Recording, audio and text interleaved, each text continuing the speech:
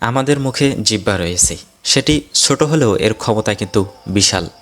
এটি মানুষকে জান্নাতও নিতে পারে, আবার জাহান্নামের গভীর খাদেও ফেলে দিতে পারে।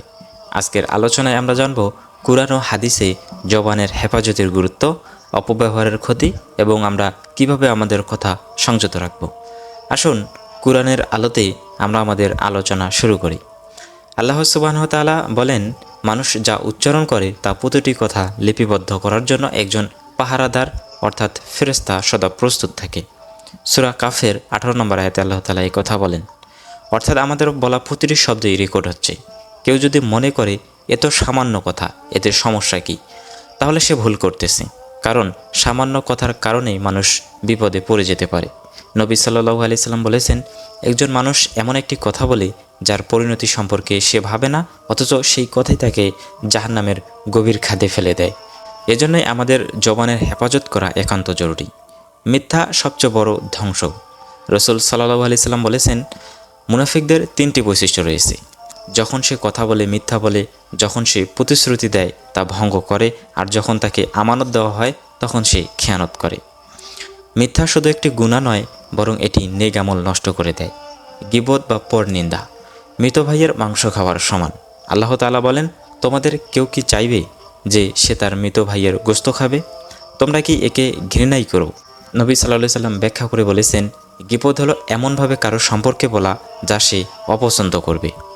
আজ আমরা কত সহজেই গীবত করি। ও তো অমুক রকম মানুষ, সে তো আসলে এমন, এসব বলে আমরা নিজেদের আমল ধ্বংস করতেছি মাত্র। চগলখড়ি বা নিন্দা রটানো সমাজ ধ্বংসের একটি হাতিয়ার। রাসূল সাল্লাল্লাহু আলাইহি সাল্লাম বলেছেন, যে ব্যক্তি দু ব্যক্তির মধ্যে সম্পর্ক নষ্ট করার জন্য কথা বলে সে জান্নাতে প্রবেশ করবে না। চগলখড়ির কারণে বন্ধুত্ব নষ্ট হয়, পরিবারে অশান্তি আসে, সমাজে ফিতনা ছড়িয়ে পড়ে। একটিমাত্র ভুল কথা একটি পরিবারের মধ্যে বিভেদ সৃষ্টি করতে পারে। অশ্লীল ও কটু কথা হৃদয় কালো করে দেয়। রাসূল সাল্লাল্লাহু আলাইহি সাল্লাম বলেন, প্রকৃত মুসলিম সে যার জিহ্বা ও হাত থেকে অপর মুসলিম নিরাপদ থাকে। আজ আমরা কত সহজেই অশ্লীল ভাষা ব্যবহার করি, অথচ এই কটু কথা আমাদের তাহাজ্জুদ, কুরআন তেলাওয়াত এবং ইবাদতের বরকত নষ্ট করে দেয়। অহেতুক কথা বলা সবচেয়ে বেশি মানুষকে জাহান্নামে নিয়ে যাবে। এক ব্যক্তি নবী সাল্লাল্লাহু আলাইহি সাল্লামকে জিজ্ঞেস করলেন, হে আল্লাহর রাসূল, সবচেয়ে বেশি মানুষকে কি জাহান্নামে নিয়ে যাবে?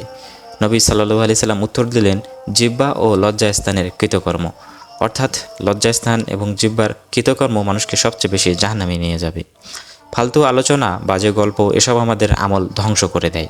গুরুত্বপূর্ণ বিষয় হলো কিভাবে আমরা জবানের হেফাজত করব। যেমন সত্য কথা বলতে হবে, সততার সাথে কথা বলার অভ্যাস করে তুলতে হবে।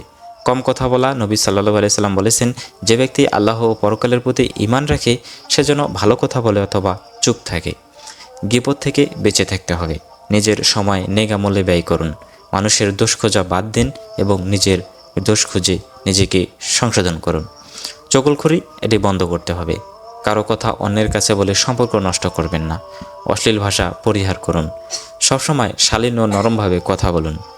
অহেতুক কথা পরিহার করতে হবে। নিজের সময় অপ্রয়োজনীয় কথায় নষ্ট না করে বেশি বেশি জিকির করুন।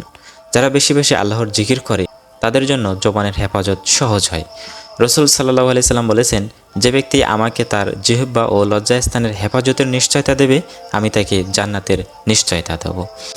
আজ আমাদের সিদ্ধান্ত নিতে হবে, আমরা কি শয়তানের পথে যাব, যেখানে মিথ্যা, গীবত, চগলখড়ি আর অশ্লীল কথা রয়েছে, নাকি জান্নাতের পথ বেছে নেব, যেখানে জবানের হেফাজত আছে? আমাদের বলা প্রতিটি কথাই রেকর্ড হচ্ছে।